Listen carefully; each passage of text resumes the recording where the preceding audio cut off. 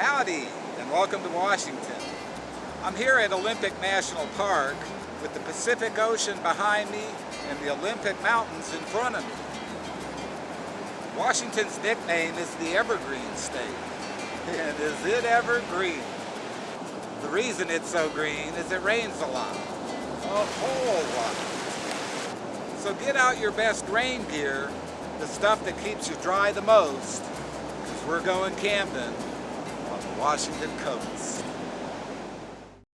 My first destination was the San Juan Islands.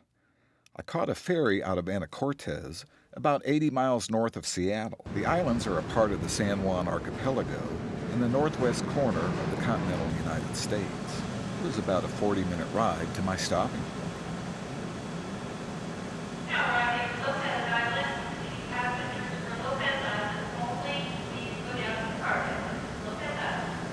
Lopez Island is the third largest of the San Juan Islands.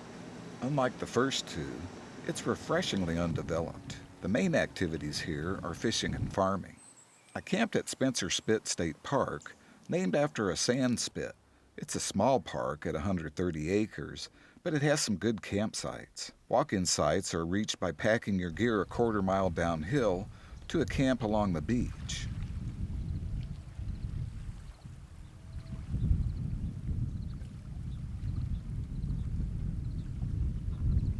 Mooring buoys are available to boat traffic.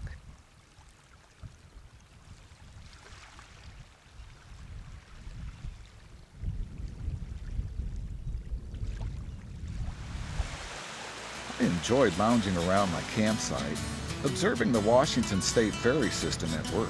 It's the largest in the United States. The 29-vessel fleet makes over 500 trips per day through Puget Sound in the San Juan Islands. More than 26 million people a year travel on the ferry system.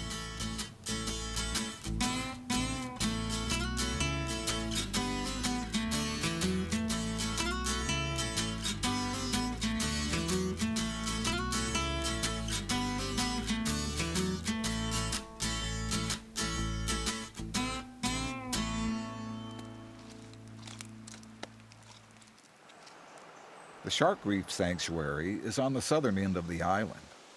It's a half-mile walk from the trailhead through an old-growth forest.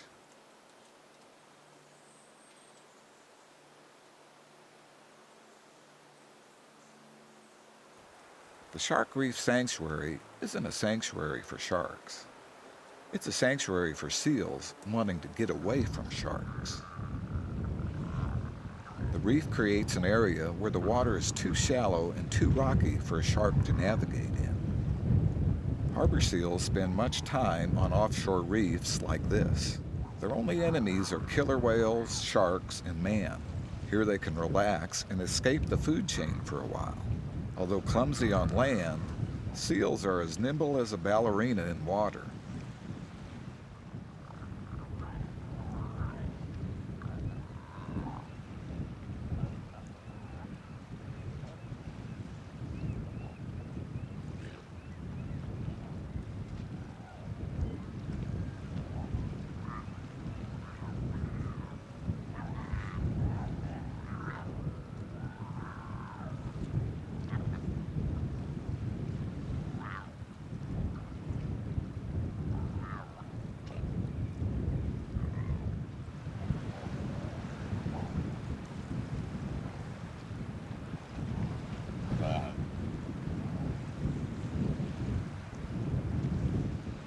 Seals sleep on land.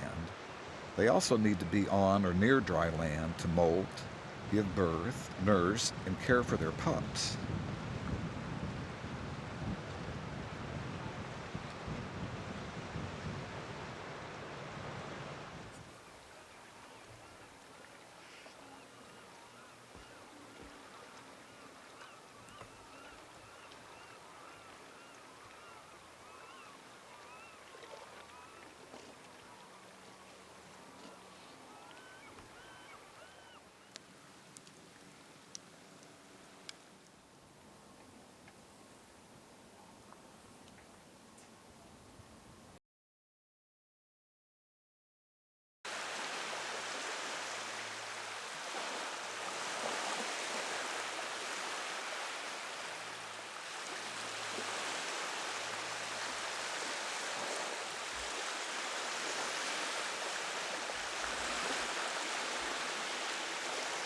The beach at the park was small but enjoyable.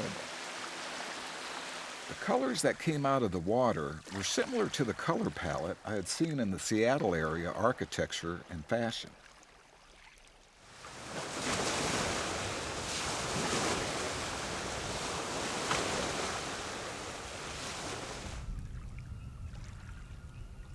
Here is Spencer Spit, the park's namesake. A fellow named Spencer once built a cabin on it. The sand spit is created by waves eroding sand from cliffs to the north and south and dropping it on the spit. Spencer Spit gets its symmetrical shape because sand is carried in nearly equal amounts by currents coming from two directions. As the spit gets longer, tides and currents flow faster through the narrowing channel, thus preventing the spit from ever reaching the other island. The spit draws driftwood from two directions. It was an interesting local custom to build structures with that driftwood.